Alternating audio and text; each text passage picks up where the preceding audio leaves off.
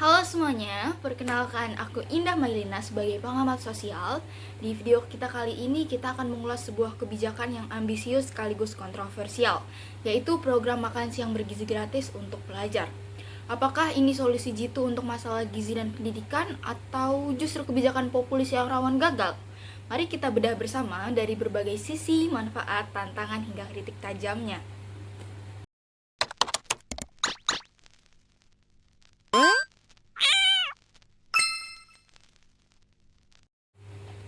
Jadi sebelum masuk ke pembahasannya, kita bahas dulu apa itu program makan siang gratis atau MBG. Nah, jadi program makan siang gratis atau MBG dan susu gratis ini merupakan bagian visi besar dari Prabowo Gibran dalam transformasi bangsa menuju Indonesia Emas 2045. Program ini tuh termasuk dalam 8 program prioritas dan bertujuan untuk menciptakan generasi Indonesia yang sehat, kuat, dan cerdas. Nah, dalam perkembangan untuk mengimplementasikan kebijakan makan siang gratis atau MBG ini tuh masih terdapat banyak polemik yang hadir dalam perkembangan kebijakannya. Masalah gizi buruk dan stunting masih membayangi masa depan anak-anak di Indonesia. Berdasarkan data BPS, sekitar 1 dari 5 anak mengalami stunting. Kondisi ini bisa menghambat perkembangan otak dan fisik mereka, serta menurunkan capaian akademik. Program makan siang gratis ditawarkan sebagai solusi. Tujuannya adalah sebagai berikut. Yang pertama, menurunkan angka stunting.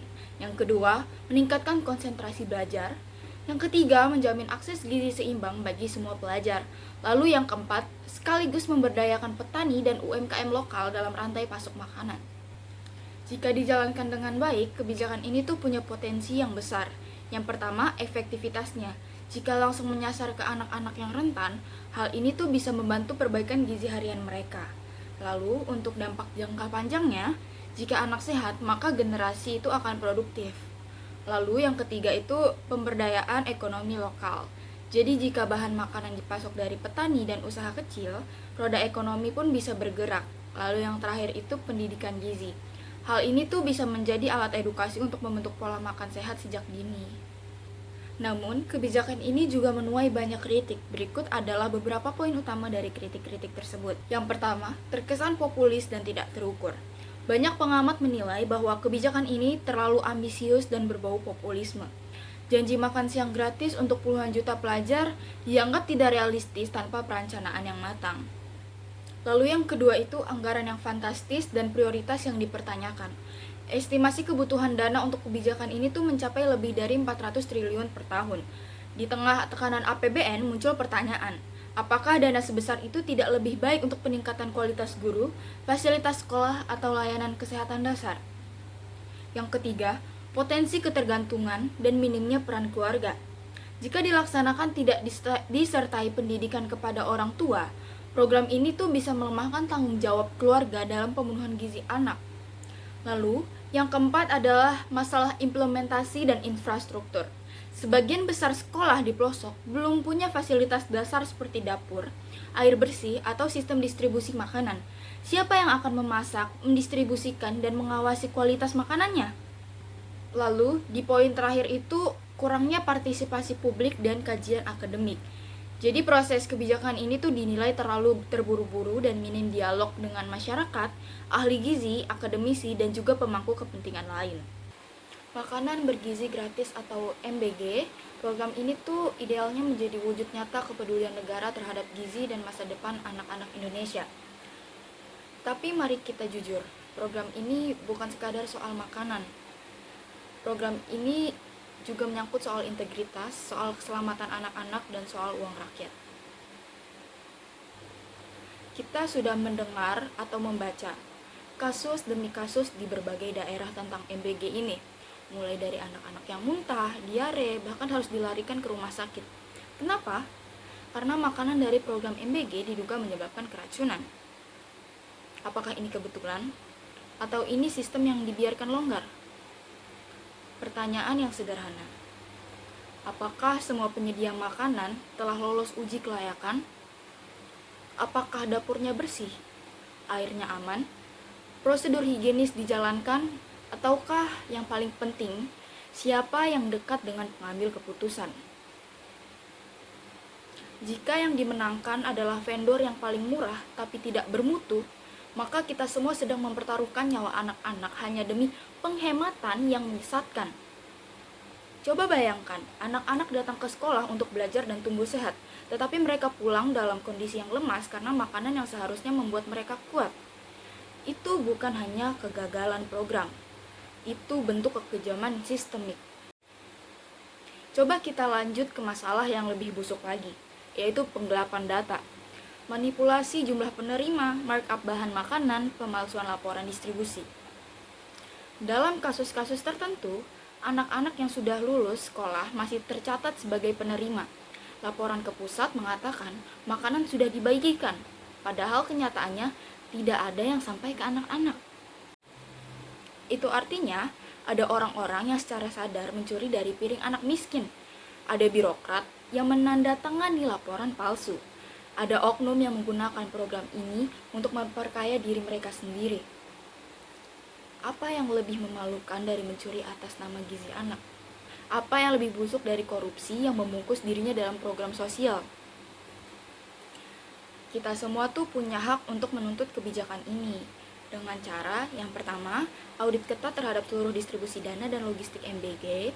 Yang kedua, transparansi data. Siapa penerima, siapa vendor, berapa anggarannya, semua tuh harus bisa diakses oleh publik. Yang ketiga itu sanksi tegas dan dipublikasikan jika ada pelanggaran, karena ini semua tuh uang rakyat dan masa depan bangsa. Yang keempat itu pelibatan masyarakat.